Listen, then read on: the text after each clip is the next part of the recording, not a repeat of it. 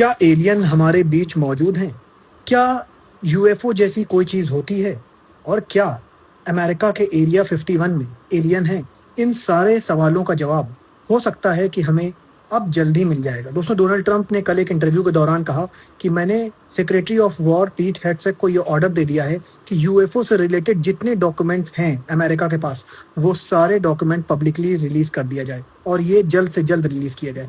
Donald Trump ने कहा कि मैंने देखा कि पब्लिक को बहुत ज़्यादा इंटरेस्ट है एक्स्ट्रा टेरिटरियल जो चीज़ें हैं उसमें, तो मैंने पीट हेग्सेक को ऑर्डर दे दिया है कि इससे रिलेटेड जितनी भी फाइल हैं सब पब्लिक कर दी जाएं ताकि लोगों को यूएफओ का भी सच पता चल सके।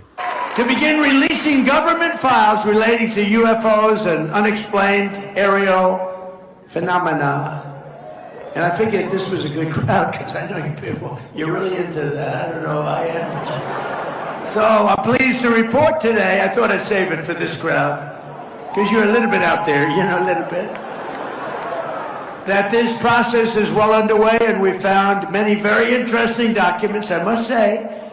And the first releases will begin very, very soon. Donald Trump ने आगे कहा कि ये जब फाइल रिलीज होगी तो इसमें बहुत सारे चौंकाने वाले राज हैं जिसको आप सुनकर काफ़ी ज़्यादा अमेज्ड हो जाएंगे। अब दोस्तों, देखने वाली बात यह है, क्या वाकई एरिया 51 जो एक इलाका है अमेरिका का, वहाँ कहा जाता है कि बहुत पहले एक यूएफओ क्रैश हुआ था जिसमें से कई एलियन निकले थे और उन एलियंस को अमेरिका ने एरिया 51 में कैप्चर करके रखा हुआ है। वो जो एरिया 51 है, अमेरिका कहता है कि वो आर्मी साइट है और वहाँ किसी भी सिविलियन को जाने की इजाज़त नहीं है, ना ही वहाँ किसी मीडिया पर्सन को जाने की इजाज़त है। तो कहा जाता है कि ये अमेरिका का one of the high restricted area है, यहाँ पर किसी को भी जाने की इजाज़त नहीं है। तो दोस्तों, बहुत से लोगों का ये मानना है कि यहाँ पर बाकायदा एलियन हैं और एलियन को रखा गया है, एलियन की ब्रीडिंग कराई जाती है, यहाँ पे बाकायदा एलियंस को यहाँ पर रखा जाता है और उनके ऊपर रिसर्च करी जाती है। दोस्तों, बहुत बार एरिया 51 के बारे में सवालात उठ चुके हैं लेकिन अमेरिका ने कभी भी इसका जवाब नहीं दिया। लेकिन अब डोनाल्ड ट्रंप कह रहे हैं कि इससे रिलेटेड जितनी भी फाइल्स हैं वो बहुत जल्द खोल दी जाएंगी। अब दोस्तों, हमें हो सकता है कि ये पता चल सके कि इस कायनात में क्या हम वाकई अकेले हैं। दोस्तों, अकेले तो हम नहीं हैं। अल्लाह ताला कुरान शरीफ में भी अपने आप को कह रहे हैं रब्बुल आलमीन। आलम मतलब होता है एक दुनिया और आलमीन मतलब होता है सारी दुनियाओं का मालिक। तो हमारी दुनिया तो हो गई एक दुनिया, और जो बाकी दुनिया है, क्या उन लोगों से भी कांटेक्ट हो चुका है अमेरिका का? ये तो देखने वाली बात होगी। इजराइल की मोसाद एजेंसी को कहा जाता है कि दुनिया की सबसे खतरनाक एजेंसी है। इससे ज़्यादा खतरनाक एजेंसी दुनिया में कोई है ही नहीं। लेकिन दोस्तों, कल एक एनोनिमस हैकर ने मोसाद एजेंसी की वेबसाइट को हैक कर लिया और उसके बहुत से डेटा को रिलीज कर दिया और उसके जितने भी एजेंट हैं सबकी फोटोज, सबका एड्रेस, सबकी आईडीज को वायरल कर दिया। आप तो जानते हैं कि मोसाद में जो भी एजेंट्स काम करते हैं उनकी आइडेंटिटी को छुपा के रखा जाता है, और कल इस एनोनिमस हैकर ने उन सारे लोगों की आइडेंटिटी को रिवील कर दिया और नीचे लिखा है, I am doing this for justice. मैं ये जो कर रहा हूँ ये जस्टिस के लिए कर रहा हूँ। अब दोस्तों, मोसाद जैसी एजेंसी का डेटाबेस हैक हो जाना ये बहुत बड़ी बात है। आपको मेन मीडियाज में ये न्यूज़ नहीं दिखाई देगी, इसलिए ये न्यूज़ मैं आपके लिए लेके आ रहा हूँ। देखिए, बाकायदा मैं इसका वीडियो भी आपको दिखा रहा हूँ। ईरान ने साफ कह दिया नहीं देंगे यूरेनियम। ईरान के फॉरेन मिनिस्ट्री के स्पोक्स पर्सन है इस्माइल बागई। कल उनका इंटरव्यू आया, उन्होंने अपने इंटरव्यू में साफ साफ कह दिया कि हम इनरिच यूरेनियम नहीं देंगे। ईरान का इनरिच यूरेनियम ऐसा है जैसे कि ईरान की मट्टी, और हम ईरान की मट्टी किसी भी कंट्री को नहीं देंगे। जबकि कल डोनाल्ड ट्रंप का ट्रुथ सोशल पर मैसेज आया था कि ईरान रेडी हो गया है इनरिच यूरेनियम देने के लिए। हम बड़ी बड़ी एक्सवेटर लेके जाएंगे ईरान में, और ईरान में जो B-2 बम्बर ने बमबारी करी थी न्यूक्लियर साइट पर ईरान की, तो उस न्यूक्लियर साइट के नीचे जो यूरेनियम दबा हुआ है उस यूरेनियम को हम बड़े बड़े एक्सवेटर से निकालेंगे।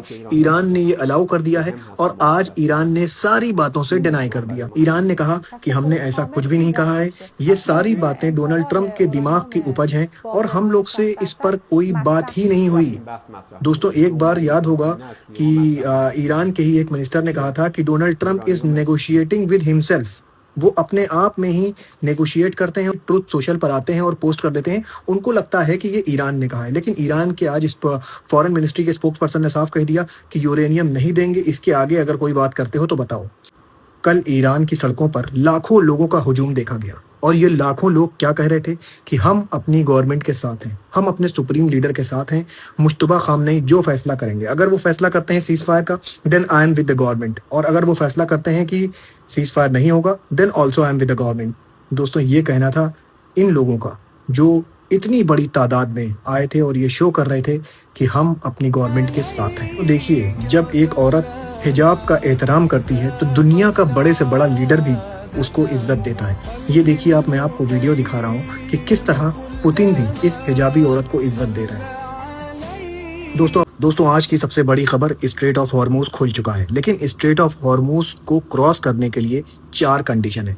पहली कंडीशन है कि ईरान कोई भी सिविलियन वेसल्स को नहीं रोकेगा। वेसल्स मतलब शिप को वेसल्स भी कहते हैं, तो कोई भी सिविलियन शिप्स को ईरान नहीं रोकेगा। दूसरी कंडीशन है कोई भी मिलिट्री जो शिप्स होंगी वो स्ट्रेट ऑफ हॉर्मूज से पास नहीं होने देगा ईरान। तीसरी कंडीशन है कि जो भी शिप्स पास होंगी उनको परमिशन लेना पड़ेगा IRGC नेवी से। और चौथी कंडीशन है, ये तीनों कंडीशन तब फुलफिल होंगी जब लेबनान में सीज फायर एग्रीमेंट हो जाएगा। और दोस्तों इसी के साथ मैं बता दूं, लेबनान में सीज फायर ऑलरेडी हो गया है। आपको मैं ये वीडियो दिखा रहा हूँ, देखिए कैसे एक लेबनीज शख्स इजराइल के झंडे को उखाड़ कर फेंक रहा है।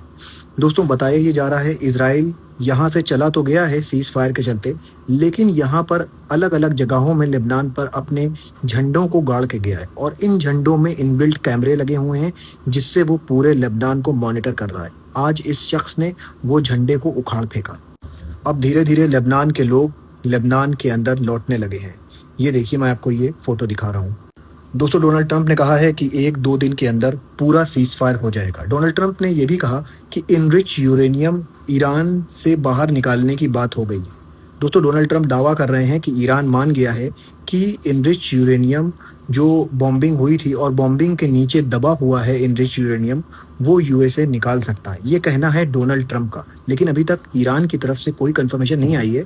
लेकिन एक्सियस से बात करते हुए डोनाल्ड ट्रंप ने कहा के बाद एक्सियस ने एक रिपोर्ट लिखा जिसमें कहा गया कि ईरान $20 बिलियन मांग रहा है इनरिच यूरेनियम के बदले, जिस पर डोनाल्ड ट्रंप ने इनकार कर दिया। डोनाल्ड ट्रंप ने कहा कि हम इनरिच यूरेनियम के बदले कोई भी पैसा नहीं देंगे और एक्सियस जो ये बात कह रहा है, ऐसी कोई भी बात एग्रीमेंट में नहीं आई है। दोस्तों व्हाइट हाउस से कंफर्म रिपोर्ट आ गई है कि नाटो से अमेरिका बाहर निकल रहा है।